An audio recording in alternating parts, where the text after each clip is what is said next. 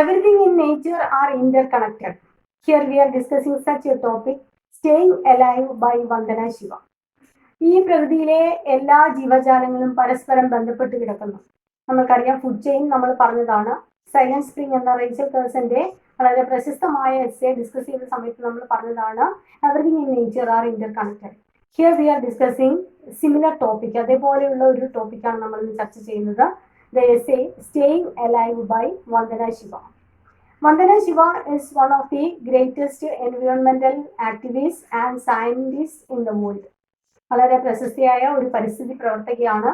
അതോടൊപ്പം തന്നെ she received right livelihood award in 1993, which is really an alternative Nobel prize. Nobel പ്രൈസിന് പകരം അല്ലെങ്കിൽ അതിന് തുല്യമായ ഒരു അവാർഡാണ് റൈറ്റ് ലൈവ്ലിഹുഡ് അവാർഡ്. 1993 ഈ അവാർഡ് നേടിയ വനിതയാണ് വന്ദന ശിവ. അവരുടെ സ്റ്റേയിങ് അലൈവ് എന്ന എസ്സേയാണ് നമ്മളിന്ന് ചർച്ച ചെയ്യുന്നത്. Staying alive, women, ecology and development, that is the full title of this essay, and it was written by Vandana Shiva and it is a non fiction. ഒരു non fiction ആണ്. It encompasses the understanding of feminism and feminist interpretations. Feminism എന്താണ്, അല്ലെങ്കിൽ feminism നമ്മൾക്കറിയാം സ്ത്രീകളും ഫോറസ്റ്റുമായിട്ട് വളരെയധികം ബന്ധപ്പെട്ട് കിടക്കുന്നു. കാരണം പണ്ട് കാലത്ത് വന്ദന ശിവ പറയുന്നത് പണ്ട് കാലത്ത് സ്ത്രീകളുടെ ഒരു ഏരിയ ആയിരുന്നു ഫോറസ്റ്റ്. കാരണം അവിടെ വിറക് ശേഖരിക്കാൻ പോവുക, അതേപോലെ തന്നെ പശുക്കളെയൊക്കെ മേയ്ക്കാൻ വിട്ടിട്ട് പശുവിന് പുല്ലരിയാനൊക്കെ പോകുന്നത്, അതേപോലെ തന്നെ അവർക്ക് ചെറിയ ചെറിയ കൃഷിയൊക്കെ നടത്താനും മരങ്ങൾ വെച്ച് പിടിപ്പിക്കുക, അങ്ങനെയുള്ള ഏറ്റവും അധികം നമുക്കറിയാം വീടുകളുമായിട്ട് ബന്ധപ്പെട്ടിട്ടും സ്ത്രീകൾക്കാണ് പൂന്തോട്ടവുമായിട്ടൊക്കെ വളരെയധികം ബന്ധമുള്ളത്. അപ്പോൾ ആ ചെടി അല്ലെങ്കിൽ പ്ലാന്റ്സുമായിട്ട് ഏറ്റവും കൂടുതൽ ബന്ധപ്പെട്ടിരിക്കുന്നത് സ്ത്രീകളാണ്. സോ എക്കോ ഫെമിനിസം എന്നൊരു കോൺസെപ്റ്റ് ഇതിലൂടെ പറയുന്നുണ്ട്. അതേപോലെ തന്നെ ഫീമെയിൽ ഇന്റർപ്രിട്ടേഷൻ അല്ലെങ്കിൽ feministic interpretations of forest. It discusses the overlooked consequences of development and its relationship with ecology. പിന്നീട് ഡെവലപ്മെന്റ് എന്ന ആശയം, വികാസം അല്ലെങ്കിൽ വികസനം, അതിലൂടെ നമ്മളുടെ പരിസ്ഥിതിക്ക് വന്ന മാറ്റങ്ങൾ, ഇവയൊക്കെയാണ് ഈ ഒരു എസ്സേയിൽ വന്ദന ശിവ ഡിസ്കസ് ചെയ്യുന്നത്. And she says that after colonization there is a desire for progress. She says that after colonization there is a desire for progress and a model of progress and development, but it is really a Western model of patriarchy's vision of exploitation and subordination. ഇവിടെ വന്ദന ശിവ പറയുന്നു, കോളനൈസേഷന് ശേഷം, അതായത് കോളനിവൽക്കരണത്തിന് ശേഷം നമുക്ക് അഭിവൃദ്ധി വേണം, അല്ലെങ്കിൽ ഒരു വികസനം വേണം. നമ്മുടെ രാജ്യം അധപ്പതിച്ചു പോയി. അപ്പം മറ്റു രാജ്യങ്ങളെ പോലെ, നമ്മളുടെ കോളനൈസേഴ്സിനെ പോലെ, നമ്മളെ കോളനിയാക്കിയ ആ രാജ്യങ്ങളെ പോലെ ഒരു വികസനം നമുക്ക് വേണം എന്നൊരാശയം നമ്മളുടെ ഉള്ളിലേക്ക് വന്നു.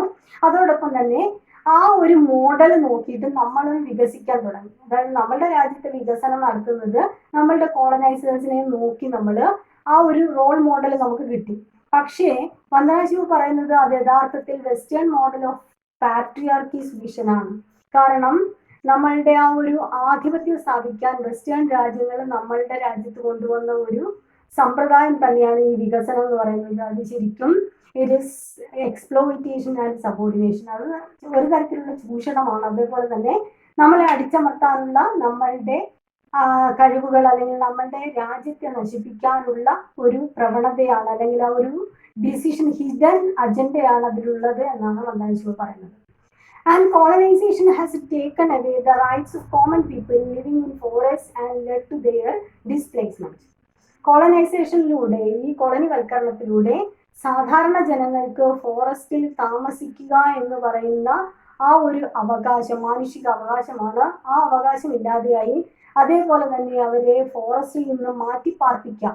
നമ്മൾ ട്രൈബൽസ് ഓഫ് കേരള എന്ന ചാപ്റ്റർ ചെയ്ത സമയത്ത് പറഞ്ഞിരുന്നു, നമ്മളുടെ വികസന പ്രക്രിയ എന്ന പ്രോസസ്സിലൂടെ നമ്മൾ ഇൻഡിജിനസ് പീപ്പിൾ, ഫോറസ്റ്റിൽ താമസിക്കുന്ന ഗോത്രവർഗങ്ങളുണ്ട്, അതേപോലെ തന്നെ ആ ആദിവാസി ജനതയെയൊക്കെ നമ്മൾ അവരുടെ ഒരു വികസനം എന്ന രീതിയിൽ അവരെ മാറ്റി പാർപ്പിക്കുമ്പോൾ അവർക്ക് ആ കാടുമായിട്ട് അല്ലെങ്കിൽ അവരുടെ ആ ഒരു ജനിച്ചു വളർന്ന അന്തരീക്ഷവുമായിട്ടുള്ള ആ ഒരു ബന്ധമാണ് ഇല്ലാതെയാകുന്നത്. അങ്ങനെ ആ ഒരു ജനതയ്ക്ക് ഡിസ്പ്ലേസ്മെന്റിലൂടെ അവരുടെ ആ ഒരു സാധാരണ ജീവിതം എന്ന ഒരു മാർഗത്തിലേക്ക് അവർക്ക് എത്താൻ സാധിക്കാതെ വരുന്നു. There are various kinds of dichotomies, and the major among them is productivity, and it is seen in the changes of the society. ഇനി ഈ പ്രൊഡക്ടിവിറ്റി എന്ന ഒരു ആശയത്തിലാണ് വികസനം എന്ന ഒരു ആശയം കൊണ്ടുവരുന്നത്. കാരണം ഈ വികസനത്തിലൂടെ നമ്മളുടെ പ്രൊഡക്ടിവിറ്റി കൂടുന്നു. പ്രൊഡക്ടിവിറ്റി അല്ലെങ്കിൽ നമ്മളുടെ രാജ്യം വികാസത്തിലേക്ക് നമുക്കറിയാം ഇപ്പോൾ ഹൈവേകൾ അല്ലെങ്കിൽ അങ്ങനെയുള്ള വികസനങ്ങൾ വരുന്ന സമയത്ത് അതിന്റെ ഒരുപാട് ദോഷഫലങ്ങളുണ്ട്. അപ്പോൾ ആ റോഡിന്റെ സൈഡിലുള്ള മരങ്ങൾ നമ്മളിപ്പോൾ അടുത്ത് കണ്ടതാണ്. റോഡിന്റെ സൈഡിലുള്ള മരങ്ങൾ മുറിക്കുന്ന സമയത്ത് അവിടെയുള്ള പക്ഷികൾക്ക് ഒരുപാട് പക്ഷിക്കൂടുകളൊക്കെ വീണ് ആ പക്ഷികളുടെ വംശനാശം സംഭവിക്കുന്നത് നമ്മൾ കണ്ടതാണ്. അപ്പോൾ അതേപോലെയുള്ള ഒരുപാട് മാറ്റങ്ങൾ വരുമ്പോൾ ഈ വികസനം എന്ന ആശയത്തിലൂടെ പറയുന്നത് പ്രൊഡക്ടിവിറ്റി കൂട്ടുക എന്നുള്ളതാണ്. പക്ഷെ അതും നമുക്ക് സമൂഹത്തിൽ കാണാൻ പറ്റും. ഒരു വശത്ത് വികസനം നടക്കുന്ന സമയത്ത് ആ പ്രകൃതിയുടെ നാശം നമുക്ക് മറ്റൊരു സൈഡിൽ കാണാൻ സാധിക്കും. And she argues that there are maldevelopment which shows women's underdevelopment and environmental degradation. അത് സ്ത്രീകളുടെ അണ്ടർ ഡെവലപ്മെന്റ് എന്ന് പറഞ്ഞു കഴിഞ്ഞാൽ സ്ത്രീകൾക്ക് ഒരു സൈഡിൽ വികസനം നടക്കുന്ന സമയത്ത് അത് ശരിക്കുമുള്ള വികസനമല്ല, മാൽ ഡെവലപ്മെന്റ് ആണ്. കാരണം മാൽ ന്യൂട്രീഷൻ എന്നൊക്കെ പറയുന്നത് പോലെ അത് ഒരു സൈഡിൽ വൺ സൈഡഡ് ഡെവലപ്മെന്റ് ആണ്. ഒരു സൈഡിൽ മാത്രം വികസനമാണ്. മറു സൈഡില് സ്ത്രീകളുടെ അവകാശങ്ങൾ, പ്രത്യേകിച്ചും സ്ത്രീകൾക്ക് കൃഷിസ്ഥലങ്ങൾ നഷ്ടപ്പെടുക, അതേപോലെ തന്നെ എൻവയോൺമെന്റൽ ഡിഗ്രഡേഷൻ. ഇപ്പോൾ ഫോർ എക്സാമ്പിൾ നമ്മൾ ഇന്റർലോക്ക് ചെയ്യുന്ന സമയത്ത് അത് മാത്രം നമ്മൾ ചിന്തിച്ചാൽ മതി. പ്രത്യേകിച്ച് നമ്മൾ വീടിനൊക്കെ ഇന്റർലോക്ക് ചെയ്യുന്ന സമയത്ത് വളരെ മനോഹരമായ പൂന്തോട്ടങ്ങൾ ഉണ്ടായിരിക്കാം, അല്ലെങ്കിൽ ചെറിയ ചെറിയ മരങ്ങളൊക്കെ ഉണ്ടായിരിക്കാം. അതൊക്കെ വെട്ടിത്തെളിച്ചിട്ടാണ് നമ്മൾ ഇന്റർലോക്ക് ചെയ്യുന്നത്. അതൊരു തരത്തിൽ വികസനമാണ്, മറ്റുള്ളവരുടെ പുതുതലമുറയുടെ കണ്ണിൽ അത് വികസനമാണ്. പക്ഷെ ആ ഒരു പ്രകൃതിയുടെ ബന്ധം നമുക്ക് ഇല്ലാതെയാകുന്നു. അതേപോലെ തന്നെ കാലഘട്ടത്തിൽ അല്ലെങ്കിൽ ചൂട് സമയത്ത് വീട്ടിൽ നമുക്ക് ഇരിക്കാൻ പറ്റാത്ത ഒരവസ്ഥ, അതായത് ഫാനിലായിട്ട് കറണ്ട് ഇല്ല എങ്കിൽ നമുക്ക് വീട്ടിൽ ഇരിക്കാൻ പറ്റാത്ത അവസ്ഥ. കാരണം ആ ഇന്റർലോക്കിലെ ആ ചൂട് വീട്ടിനുള്ളിലും അനുഭവപ്പെടുന്ന അവസ്ഥയുണ്ടാകും. അതേസമയം നമ്മുടെ വീടിന് ചുറ്റും മരങ്ങളും ചെടികളുമാണ് എങ്കിൽ ആ ഒരു അവസ്ഥ ഉണ്ടാവില്ല. ഫാൻ ഇല്ലെങ്കിലും അല്ലെങ്കിൽ കറണ്ട് ഇല്ലെങ്കിലും കുറച്ചു നേരം ഇല്ലെങ്കിലും നമുക്ക് ഇരിക്കാൻ പറ്റും, അങ്ങനത്തെ ബുദ്ധിമുട്ടുണ്ടാവില്ല. അപ്പൊ അതേപോലെ ആ സ്ത്രീകളുടെ അവകാശങ്ങളാണ് അവിടെ ഇല്ലാതാവുന്നത്. കാരണം സ്ത്രീകളാണ് ഈ പ്രകൃതിയുമായിട്ട് ബന്ധപ്പെട്ടിരിക്കുന്നത്. കാരണം ചെടികളും മരങ്ങളൊക്കെ വെച്ച് പിടിപ്പിക്കുക അല്ലെങ്കിൽ ആ ഒരു സ്നേഹമുള്ള അഫക്ഷനേറ്റ് ആണ്. സ്ത്രീകൾ പ്രകൃതിയുമായിട്ട് വളരെയധികം ക്ലോസ് റിലേറ്റഡ് ആണ് പുരുഷന്മാരെക്കാൾ കൂടുതൽ. Then she also discusses nature versus culture debate, that is femininity versus masculinity. പിന്നീട് ഈ ചാപ്റ്ററിൽ അവർ പറയുന്നത് നേച്ചർ വേഴ്സസ് കൾച്ചർ ഡിബേറ്റ്. അത് എക്സാമിൽ ചോദിക്കാം. എന്താണ് nature versus culture debate? That means femininity. ഇവിടെ നേച്ചർ എന്ന് പറഞ്ഞാൽ it is equal to feminine nature and culture is equal to masculine or male culture.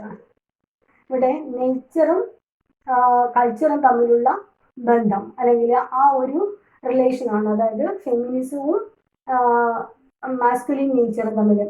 And in the name of development nature is controlled by culture, which affects the social pattern and relationships including human beings and ecology.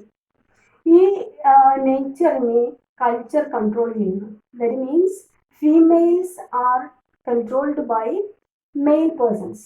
അങ്ങനെ control ചെയ്യപ്പെടുന്ന സമയത്ത് ആ social പാറ്റേണിൽ മാറ്റം വരുന്നു. അതേപോലെ തന്നെ ബന്ധങ്ങളിൽ, ആ ബന്ധങ്ങൾ മനുഷ്യരുടെ ബന്ധമായാലും പരിസ്ഥിതിയുടെ ബന്ധങ്ങളിൽ തന്നെയായാലും ആ ഒരു മാറ്റം വരുന്നു. ഫോർ എക്സാമ്പിൾ ഇപ്പോൾ വികസനം എന്ന പേരിൽ വയലുകളൊക്കെ നികത്തുന്നു. അതേപോലെ തന്നെ തോടുകൾ, നമുക്കറിയാം ചെറിയൊരു മഴ പെയ്യുമ്പോൾ തന്നെ എല്ലായിടവും വെള്ളം കയറുന്ന ഒരു അവസ്ഥ. പണ്ട് കാലത്ത് എത്ര മഴ പെയ്താലും ചിലപ്പോൾ 3 ദിവസമൊക്കെ കണ്ടിന്യൂസ് മഴ പെയ്താലും തോടുകളൊക്കെ നിറഞ്ഞു നിന്നാലും മനുഷ്യർക്ക് അത്ര ഉപദ്രവം ഉണ്ടാകില്ല. അതേസമയം ഇപ്പോൾ ഒരു മഴ പെയ്യുമ്പോൾ തന്നെ വീടുകളിൽ വെള്ളം കയറുന്ന ഒരു അവസ്ഥയുണ്ട്. അപ്പൊ ആ ഒരു അവസ്ഥയ്ക്കൊക്കെ കാരണമായത് ആ ഇക്കോളജിക്കൽ പാറ്റേൺ തന്നെ മാറാൻ കാരണം ഈ മെയിൽ ഡോമിനേഷൻ ആണ്. ഈ പുരോഗതി എന്ന ആശയത്തിലുള്ള മെയിൽ ഡോമിനേഷൻ ആണ് എന്നാണ് വന്ദന ശിവ പറയുന്നത്. Then she holds that this is the project of patriarchy and third world women, tribals and peasants are still fighting against it. ഇത് ഒരു തരത്തിലുള്ള ഒരു പാട്രിയാർക്കിയാണ്, പുരുഷ മേധാവിത്വം തന്നെയാണ്. മേധാവിത്വം അല്ലെങ്കിൽ ആ ഒരു മെയിൽ ഡോമിനേഷൻ തന്നെയാണ്. പാട്രിയാർക്കി മീൻസ് മെയിൽ ഡോമിനേഷൻ, അത് തന്നെയാണ് നമുക്കിവിടെ കാണാൻ സാധിക്കുന്നത്. And the third world countries and their woman are fighting and also the tribals and പെസൻസ്, കർഷകര്, അതേപോലെ ട്രൈബൽ പീപ്പിൾ, ആദിവാസികൾ, ഗോത്രവർഗത്തിൽ ഉൾപ്പെട്ടവര്, അവരൊക്കെ, അതേപോലെ തന്നെ മൂന്നാംകിട വികസിത രാജ്യങ്ങൾ, ഈ വികസ്വര രാജ്യങ്ങളില്, മൂന്നാംകിട രാജ്യങ്ങളിലൊക്കെയുള്ള ജനങ്ങള്, സ്ത്രീകള് ഇതിനെതിരെ പോരാടിക്കൊണ്ടിരിക്കുന്നു. കാരണം ഈ പുരുഷ മേധാവിത്വം വന്നാൽ നേച്ചറുമായിട്ടുള്ള ബന്ധം ഇല്ലാതെയാവും. ആ ഒരു വികസനത്തിന്റെ പേരിൽ പ്രകൃതിയെ നശിപ്പിക്കും. Then she then talks about the feminist principles of പ്രകൃതി. ഇനി പ്രകൃതിയുമായിട്ടുള്ള സ്ത്രീകളുടെ ബന്ധം അവര് വിവരിക്കുന്നു. There is a shift from superstition to reality or rationality, but in reality it has degraded women's concept of production and preservation of sustenance of ecology. ഇവർ പറയുന്നു, പണ്ട് കാലത്ത് നമ്മൾ പ്രകൃതിയെ ആരാധിച്ചിരുന്നു.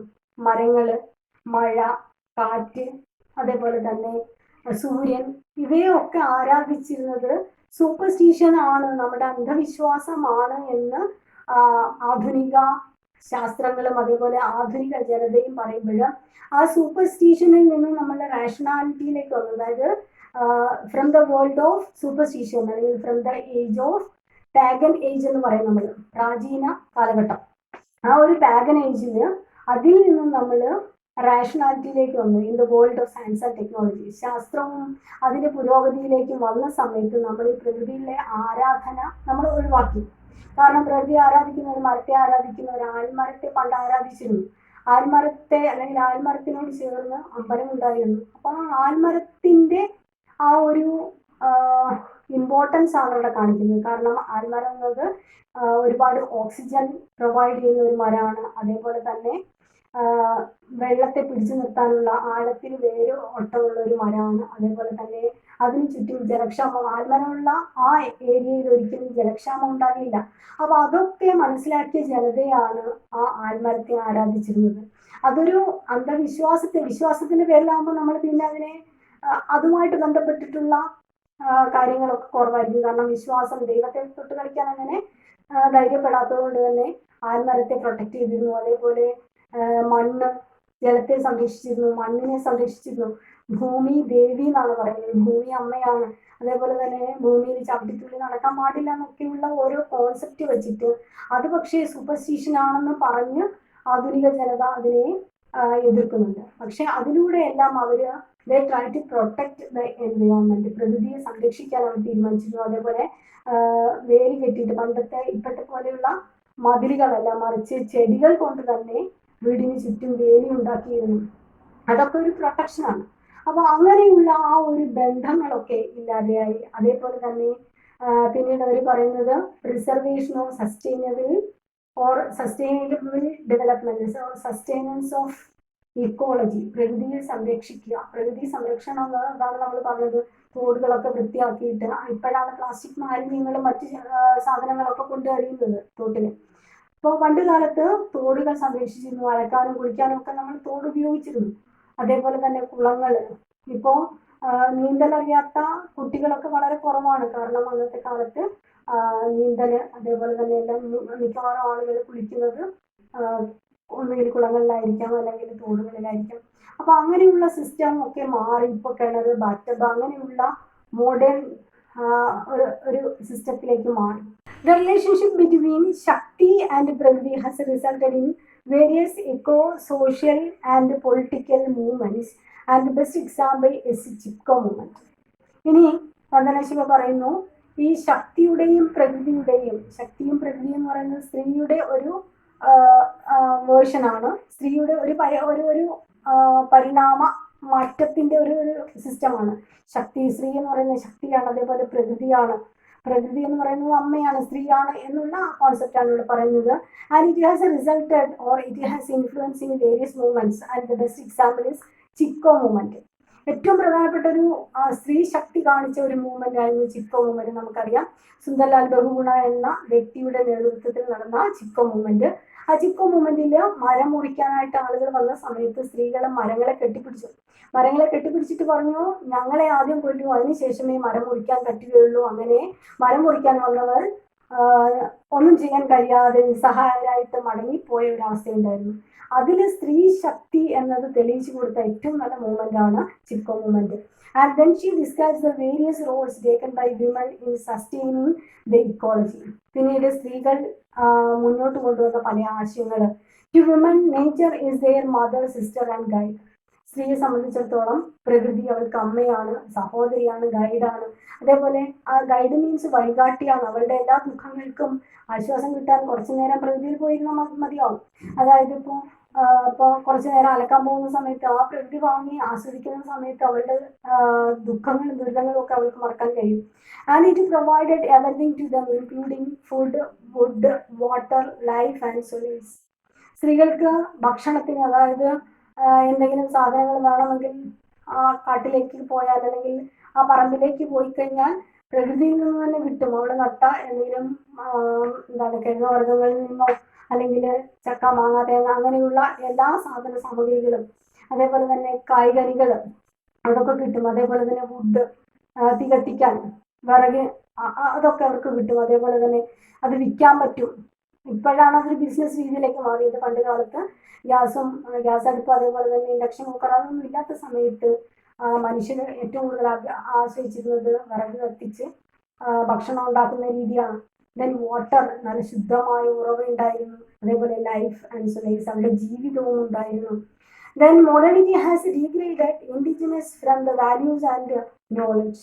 പക്ഷേ ഈ മോഡേണിറ്റി, ആധുനികത അല്ലെങ്കിൽ the world of science and technology has deprived persons from this indigenous nature. ഈ തനതായ പ്രകൃതിയിൽ നിന്നും ജനങ്ങളെ അകറ്റി നിർത്തിയതാണ് ഈ modern world of science and technology. And she argues that it was woman who managed forests as a sphere, but colonization has resulted in forest denudation, and colonizers reduced the identity of forest to commercial economy and replaced local rights, local needs and local knowledge. പിന്നീട് വന്ദനാശിവ പറയുന്നു, ഒരു സ്ഥലം എന്ന രീതിയിൽ പ്രകൃതി ഏറ്റവും കൂടുതൽ ഉപയോഗിച്ചിരുന്നത് സ്ത്രീകളാണ്. അതേസമയം ഈ കോളനൈസേഴ്സ് വന്ന് പ്രകൃതിയുടെ നാശം തുടങ്ങി എന്നാണ് അവർ പറയുന്നത്. അതേപോലെ തന്നെ they reduced the identity of forest to commercial economy. ഫോറസ്റ്റിന്റെ പ്രാധാന്യം അല്ലെങ്കിൽ ഫോറസ്റ്റ് എന്നത് സ്ത്രീകൾക്ക് അല്ലെങ്കിൽ പ്രാചീന ജനതയ്ക്ക് ഭക്ഷണവും അതേപോലെ തന്നെ എല്ലാം കൊടുക്കുന്ന ഒരു സ്ഥലമായിരുന്നു. പക്ഷേ ഈ കോളനൈസേഴ്സ് വന്നതിന് ശേഷം അതിന്റെ ഐഡന്റിറ്റി മാറി, ഫോറസ്റ്റിന്റെ ഐഡന്റിറ്റി മാറി, അതൊരു കൊമേഴ്സ്യൽ ഇക്കോണമിയായി മാറി. കാരണം മരങ്ങൾ, വില കൂടിയ മരങ്ങൾ, ചന്ദനം പോലെയുള്ള വില കൂടിയ മരങ്ങൾ, തേക്ക്, ഈട്ടി, അതേപോലെയുള്ള വില കൂടിയ മരങ്ങൾ മുറിച്ച് അവര് ടിമ്പർ ബിസിനസ്, തടി വ്യവസായം പോലെയുള്ള കാര്യങ്ങൾ നടത്താൻ തുടങ്ങി. അങ്ങനെ കൊമേഴ്സ്യൽ ഇക്കോണമിയായി മാറി ഫോറസ്റ്റ്. അതേപോലെ തന്നെ the people or the colonizers replaced local rights, local needs and local knowledge. അവിടെ ഉണ്ടായിരുന്ന തനതായ ജനതയുടെ അവകാശങ്ങളെയും അവരുടെ അറിവിനെയും ആവശ്യങ്ങളെയും അവകാശങ്ങളെയും ഒക്കെ ഇല്ലാതെയാക്കാൻ ഈ കോളനൈസേഴ്സിന് കഴിഞ്ഞു. And she highlighted various social movements headed by women as they are the most affected and marginalised one. അതിന് ഉദാഹരണമാണ് നമ്മൾ നേരത്തെ പറഞ്ഞ ചിപ്കോ മൂവ്മെന്റ്. അങ്ങനെയുള്ള സ്ത്രീ ശക്തി കാണിച്ച പല മൂവ്മെന്റ്സ് ഉണ്ടായി. അതിലെ മറ്റൊന്നാണ് green belt movement. Green belt movement Wangari മാതായുടെ നേതൃത്വത്തിൽ നടന്ന ഗ്രീൻ ബെൽറ്റ് മൂവ്മെന്റ് പോലെയുള്ള പ്രസ്ഥാനങ്ങളൊക്കെ സ്ത്രീ ശക്തി കാണിച്ചതാണ്. കാരണം ആ ഒരു പ്രസ്ഥാനത്തില് സ്ത്രീകള് നട്ടുച്ചയ്ക്ക് ചൂട്ട കത്തിച്ച് നടക്കാം. അപ്പോൾ ആ ചൂട്ട കത്തിച്ചപ്പോൾ ആണുങ്ങൾ ചോദിച്ചു, ഇതെന്തിനാണ് നിങ്ങളിങ്ങനെ ചൂട്ട കത്തിച്ച് നടക്കുന്നത് പറഞ്ഞപ്പോൾ സ്ത്രീകൾ പറഞ്ഞത്, നിങ്ങൾക്ക് ബോധമില്ല, കാരണം നട്ടുച്ചയ്ക്ക് സൂര്യൻ ഉണ്ട്, നമുക്ക് ചൂട്ടയുടെ ആവശ്യമില്ല. അതേപോലെയാണ് നിങ്ങൾ ചെയ്യുന്നത്. ഈ ഫോറസ്റ്റ് നമുക്കെല്ലാം തരുന്ന ഈ ഫോറസ്റ്റ് നിങ്ങൾ വെട്ടി നശിപ്പിക്കുമ്പോൾ നിങ്ങൾ ഈ ബുദ്ധിയില്ലാത്ത ജീവികളെ പോലെയാണ്. അത് നിങ്ങൾക്ക് ബോധ്യപ്പെടുത്തി തരാനാണ് ഞങ്ങൾ ഈ ചൂട്ട കത്തിച്ച് പിടിച്ചിരിക്കുന്നത് എന്നൊക്കെ പറഞ്ഞ് സ്ത്രീകൾ മുന്നിട്ടിറങ്ങിയ പല പ്രസ്ഥാനങ്ങളുമുണ്ട്, പല മൂവ്മെന്റ്സും ഉണ്ട്. അതൊക്കെയാണ് അവരിവിടെ ഹൈലൈറ്റ് ചെയ്യുന്നത്. And she views that such movements can recover ecological system and maintain ecology in a good way. ഇനി പറയുന്നു, ഈ പ്രസ്ഥാനങ്ങളൊക്കെ നടത്തിയതിലൂടെ അല്ലെങ്കിൽ ഈ ഒരു പോരാട്ടങ്ങൾ നടത്തിയതിലൂടെ പരിസ്ഥിതിയെ ഒരു പരിധിവരെ സംരക്ഷിക്കാൻ സ്ത്രീകൾക്ക് കഴിഞ്ഞു. And the best example is the ethnobotanical work among the tribes.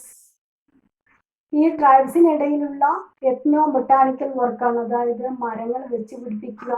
ഒരു മരം മുറിച്ചു കഴിഞ്ഞാൽ അതിന് തുല്യമായിട്ട് 100 മരങ്ങൾ അല്ലെങ്കിൽ അതിന് തുല്യമായ മരങ്ങൾ 9 മരങ്ങൾ അല്ലെങ്കിൽ 19 മരങ്ങൾ അങ്ങനെ ഒന്നിന് പകരമായിട്ട് ഇത്ര മരങ്ങൾ എന്ന രീതിയിൽ വെച്ച് പിടിപ്പിക്കുന്ന ഒരു രീതി അവർ തുടങ്ങി.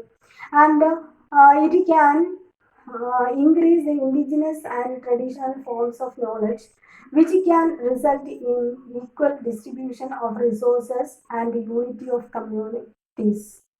ഇനി ഈ ഒരു പ്രവർത്തനത്തിലൂടെ, ഈ എത്നോ ബൊട്ടാണിക്കൽ വർക്കിലൂടെ അവർക്ക് നഷ്ടപ്പെട്ടു പോയ അവരുടെ തനിമ നിലനിർത്താൻ കഴിയും.